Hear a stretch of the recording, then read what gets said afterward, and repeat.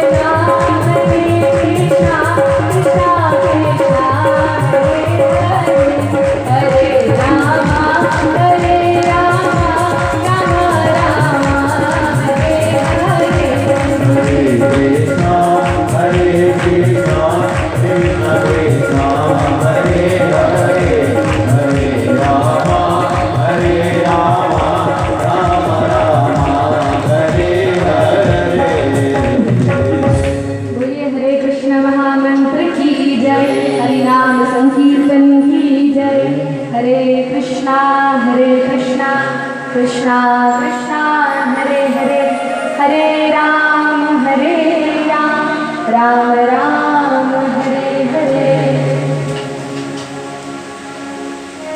प्रहलाद महाराज सभी मित्रों के साथ कीर्तन करते हैं। हिरण्यकशिपु के पास तक यह सूचना पहुंचती है कि महाराज आपका पुत्र तो और असुर बालकों को भी भक्त बना रहा है। हिरण्यकशिपु और क्रोध में आग बबूला हो जाता है, कहता है लेकर आओ उस दुष्ट को, मैं उसको दंड दूंगा। और तब हिरण्यकशिपु सारे प्रयत्न कर लेता है प्रहलाद महाराज को मारने के, लेकिन जब भगवान श्री कृष्ण ही रक्षा कर रहे हो तो कौन किसी व्यक्ति को मार सकता है? कौन भगवान के भक्त को मार सकता है यदि भगवान रक्षा कर रहे हैं? और भगवान जब मारने के लिए उतारू हो जाएंगे तो उस व्यक्ति को कौन बचा सकता है? राखे कृष्ण मारे के और मारे कृष्ण राखे के।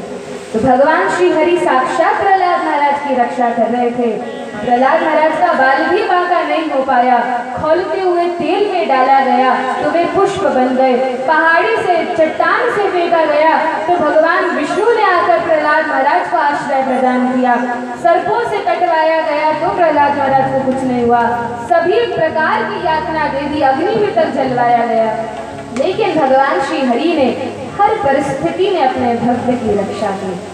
और तब एक दिन हिरण्यकशिपु ने क्रोध में आकर कहा, सारे प्रयत्न कर लिए इस प्रहलाद को मारने के, लेकिन कोई इसको मारने में सफल नहीं हो पाया। आज मैं स्वयं अपने हाथ से, मैं इसका पिता अपने हाथ से इसका वध करूंगा। तलवार निकालता है, प्रहलाद महाराज को मारने ही वाला था, पूछ लेता है प्रहलाद मरते मरते मुझे एक बात बता दो। प्रहलाद महाराज मुस्कुराते हुए कहते हैं पिताजी बोलिए। हिरण्यकशिपु ने कहा कि प्रहलाद तुम हमेशा विष्णु का नाम जपते रहते हो, श्री हरि जपते रहते हो, क्या तुमने अपने भगवान को देखा है? हाँ पिताजी, मुझे तो हर स्थान पर भगवान दिखते हैं, वे तो चराचर में व्याप्त हैं। अच्छा कहाँ है तुम्हारे भगवान? प्रहलाद महाराज मुस्कुराकर कहते हैं पिताजी मेरे भगवान विष्णु कहाँ नहीं है? जले विष्णु स्थले विष्णु, विष्णु पर्वत मस्तके, ज्वाला माला कुले विष्णु, सर्वम विष्णुमयं जगत। पिताजी भगवान विष्णु तो जल में है, स्थल में है, आकाश में है, पृथ्वी पर, गगन में, हवा में, वायु, हर स्थान पर भगवान है, कहाँ नहीं है? अच्छा क्या इस खंभे में भी तेरे भगवान विष्णु हैं? अवश्य पिताजी, जब हर स्थान पर है तो खंबे में भी है। ठीक है, मैं अभी इस खंबे को फोड़ता हूँ, देखता हूँ तेरा भगवान प्रकट होता है कि नहीं। और प्रहलाद महाराज मन ही मन प्रार्थना करते हैं, भगवान यदि आप चाहें मेरी रक्षा करना तो खंबे फोड़कर प्रकट हो जाएं, और यदि आपकी इच्छा नहीं है तो जैसी आपकी इच्छा, मैं अलग से प्रार्थना नहीं करूँगा। और जैसे ही हिरण्यकशिपु खंबा फोड़ता है, तुरंत नृसिंहदेव भगवान प्रकट होते हैं।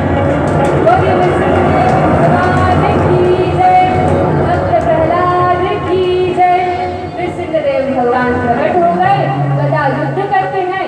दोपहर के समय मध्याह्न काल में भगवान प्रकट हुए, शाम तक युद्ध किया, और जैसे ही संध्या काल हुआ ब्रह्मा जी कांपने लगे, भगवान जल्दी इस असुर का वध कर दीजिए।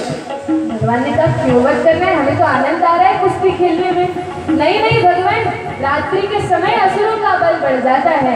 भगवान मुस्कुराए, देखा इंद्रादि देवता बहुत कांप रहे हैं, डर रहे हैं। कहा ठीक है, आप लोगों की इच्छा है अभी इसका वध करता हूँ। और भगवान ने एक मुक्का मारते हैं, हिरण्यकशिपु का वध हो जाता है, हिरण्यकशिपु का उद्धार कर देते हैं। प्रहलाद महाराज से कहा, कहो प्रहलाद क्या वरदान मांगना चाहते हो? प्रहलाद जी ने कहा नहीं भगवान, आप मिल गए, अब क्या वरदान चाहिए? भगवान ने कहा अच्छा नहीं कुछ मांग लो। नहीं भगवान कुछ नहीं चाहिए। बहुत मनाया, प्रहलाद महाराज ने कहा कुछ नहीं चाहिए। फिर थोड़ी देर बाद कहते हैं भगवान एक वरदान मांगना था।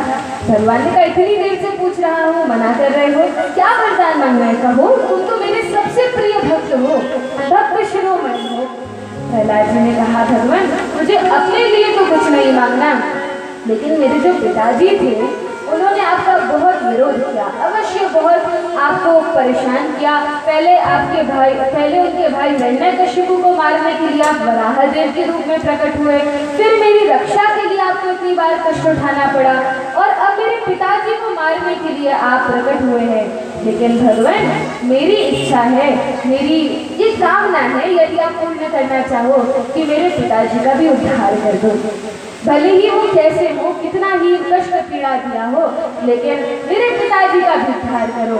भगवान मुस्कुराकर कहते हैं, भगवान के भी आंख से आंसू निकलने लगे और भगवान कहते हैं, प्रहलाद तुम्हें पता है यदि किसी कुल में एक भक्त भी जन्म ले लेता है, या यदि किसी कुल का एक बच्चा, एक व्यक्ति भी भक्त बन जाता है, तो उसकी 21 पीढ़ियां चल जाती हैं। तो ये तो तुम्हारे पिताजी हैं, अवश्य ही इनका उद्धार होगा। और प्रहलाद जी तो मेरे ही भक्त, मेरे ही पार्षद जय विजय हैं, मेरे पास वापस आएंगे। आगे अनेक कथाओं का वर्णन है, गजेंद्र मोक्ष का वर्णन है, लेकिन हमें कृष्ण जन्म की ओर बढ़ना है, तो संक्षेप में सभी कथाओं को प्रणाम करते हुए हम कृष्ण जन्म की ओर बढ़ते हैं। श्री सुखदेव गोस्वामी 8वें स्कंध में मत्स्यावतार का वर्णन करते हैं। बोलिए मत्स्यावतार की जय। मछली के रूप में भगवान प्रकट होते हैं, अपने भक्त सत्यव्रत मुनि का उद्धार करते हैं। आगे कथा है, गजेंद्र का उद्धार किया ग्राह से, ग्राह को मुक्त किया अपने चक्र से, और गजेंद्र को लेकर धाम जाते हैं। सूर्यवंश का सुखदेव गोस्वामी ने 9वें स्कंध में बहुत विस्तार से वर्णन किया है। सूर्यवंश का वर्णन करते हैं, अनेक प्रतापी राजा महाराजा हुए, सगर आदि राजा होते हैं। फिर दशरथ जी का वर्णन किया कि दशरथ जी, उनके कोई पुत्र नहीं था, कोई संतान नहीं थी, और तब वशिष्ठ जी से जब प्रार्थना की, कहा पुत्रेष्ठ यज्ञ करवाया जाए। ऋषि श्रृंग मुनि आते हैं, जो शांता के पति हैं, वे आकर यज्ञ करवाते हैं। और तब भगवान स्वयं, साक्षात भगवान दशरथ महाराज के यहाँ पुत्र रूप में प्रकट होते हैं। कथा तो बहुत लंबी है, राम कथा के लिए तो अलग से 9 दिन चाहिए, लेकिन हम भय प्रकट कृपाला का गान करते हुए, स्तुति का गान करते हुए भगवान को प्रणाम करके फिर कृष्ण जन्म की ओर बढ़ते हैं। भय प्रकट कृपाला दीन दयाला कौसल्या हितकारी, हर्षित मनसारी मुनि मनसारी, अद्भुत रूप विरारी, लोचन अभिरामा जन घनश्यामा, विजयायुध भुजधारी, भूषण वनमाला नयन विशाला, शोभा सिंधु करारी, सहगुणी कर जोरी रस की तोरी, विधि विधि करूं माया गुण जाना गीत गाना, वेद पुराण करुणा सुख सागर सब गुण आगर, वृंदावन श्रुति संगीता, सोम महित रागी जन पुराण, भयउ ब्रह्मांड निकाया निरमित माया, रोम रोम वेद कहे, मम और सोवासी रघुपति, सुनत धीरे मत धीरे न रहे, उपरा जब जाना प्रभु मुस्काना, चरित बहुत निधि कीन चढ़े, कही कथा तुम्हारी बात बुझाई, जय कटार सुत प्रेम लगे, माता की बोली सोमति बोली, कदम जय शिशु लीला प्रिय लीला, सुत परम सुनी भजन सुजाना, रोदन ठाना, भूमि बालक सुरभूपा, यह चरित गावनि हरि पद पावनि, तेरे न करहि भवभूपा, विप्र धेनु सुर संत हिताय, लीन मनुज अवतार, विजय विशाल रमित तनु, माया गुण गोपाल लखन सिया राम, चंद्र की जय, उमापति महादेव की जय। रामचंद्र भगवान प्रकट होते हैं, अयोध्या नगरी धन्य हो जाती है। भगवान श्री रामचंद्र के इतने सुंदर कार्यकलाप हैं कि हर मनुष्य भगवान श्री रामचंद्र के चरित्र का आचरण कर सकता है। मर्यादा पुरुषोत्तम है। कोई चाहे कि भगवान श्री कृष्ण की नकल की जाए तो वो संभव नहीं है, उससे कल्याण नहीं होगा। भगवान श्री कृष्ण ने जो कहा है उसका पालन इस्तेमाल किया जा सकता है, लेकिन जो किया है उसको हम नहीं कर सकते। लेकिन श्री रामचंद्र ऐसे हैं कि जो कहते हैं वो करते हैं, उसका पालन हम कर सकते हैं। मर्यादा पुरुषोत्तम भगवान श्री राम है। आगे चंद्रवंश का विस्तार से वर्णन किया। इस चंद्रवंश में अनेक प्रतापी राजा महाराजा हुए। तो वर्णन है कि चंद्रवंश में यदु महाराज होते हैं, जिनके नाम से यदुकुल प्रसिद्ध होता है। और उस यदु वंश में आगे देवमीड़ महाराज हुए, जिनकी 2 पत्नियां थी, एक वैश्य पत्नी और एक क्षत्रिय पत्नी। वैश्य पत्नी के पुत्र थे प्रजन्य और क्षत्रिय पत्नी के पुत्र थे शूरसेन। प्रजन्य के, जो वैश्य पत्नी के पुत्र थे, प्रजन्य के 5 पुत्र होते हैं, अभिनंदन, उपनंद, नंद, नंदनंदन और नंदन। जिनमें से जो मंझले बीचले पुत्र हैं वो नंद महाराज हैं। और जो दूसरी पत्नी क्षत्रिय पत्नी थी, उनके पुत्र शूरसेन महाराज के पुत्र हुए वसुदेव महाराज। तो वसुदेव और नंद महाराज भाई भाई लगते हैं, दूर से संबंध है लेकिन भाई लगते हैं, साथ में मित्र भी थे। और शुकदेव गोस्वामी नवम स्कंद में ही वर्णन करते हैं कि वसुदेव महाराज का विवाह देवक की पुत्री देवकी से, जो कंस की चचेरी बहन है, उनसे देवकी से होता है। कंस बड़ा ही अच्छा भाई बनकर अपनी बहन देवकी को ससुराल छोड़ने के लिए जा रहा था, लेकिन मार्ग में ही आकाशवाणी हुई, अरे मूर्ख कंस, जिस बहन से इतना प्रेम कर रहा है, जिसका सेवक सारथी बनकर छोड़ने जा रहा है, इसी बहन का 8वां गर्भ तेरी विनाश का, मृत्यु का कारण बनेगा। और जो कंस ने सुना बहन का पुत्र मृत्यु का कारण बनेगा, तुरंत तलवार निकालता है, अरे मैं बहन को ही मार दूंगा तो पुत्र कहाँ से होगा। मारने के लिए उद्यत हो जाता है। वसुदेव महाराज विचार करते हैं क्या किया जाए। कंस से कहते हैं, देखो कंस, मैं संकल्प लेता हूँ, प्रतिज्ञा करता हूँ, क्या कि इस देवकी के जितने भी पुत्र होंगे, केवल 8वां नहीं, जितने पुत्र होंगे सब तुम्हें लाकर सौंप दूंगा, लेकिन अपनी बहन को मारने का पाप मत करो। कंस बातों में आ गया, कहा ठीक है, और देवकी को छोड़ दिया।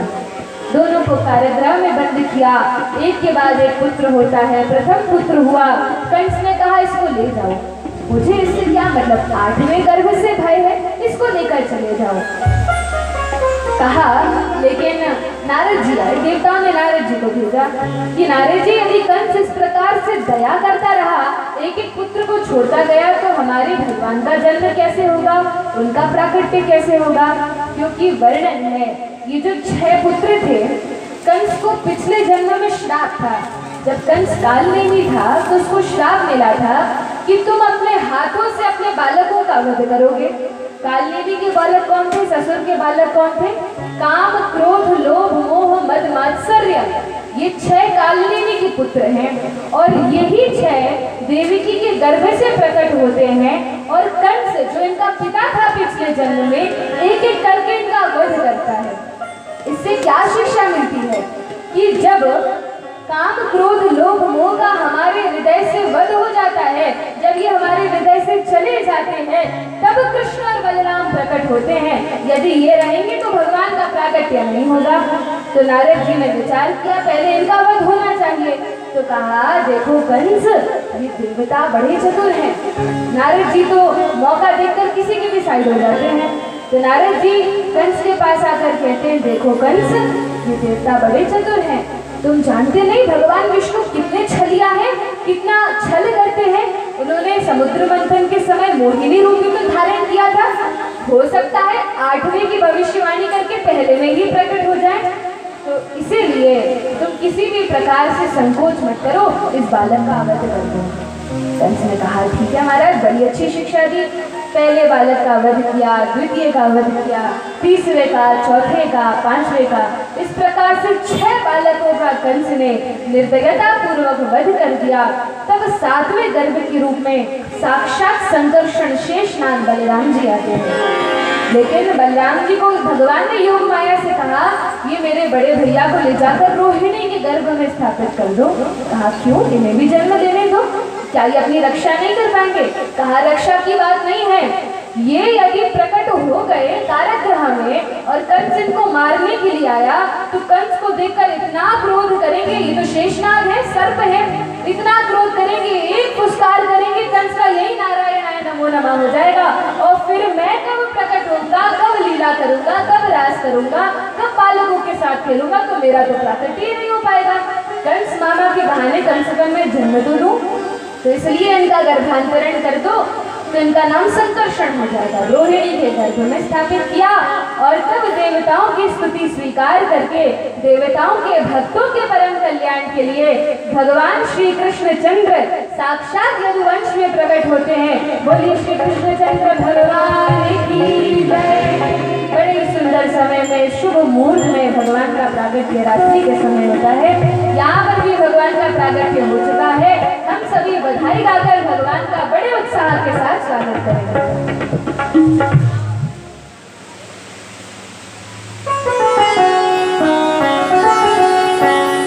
स्वागतं कृष्ण सुस्वागतं कृष्ण स्वागतं कृष्ण सुस्वागतं कृष्ण स्वागतं कृष्ण सुस्वागतं कृष्ण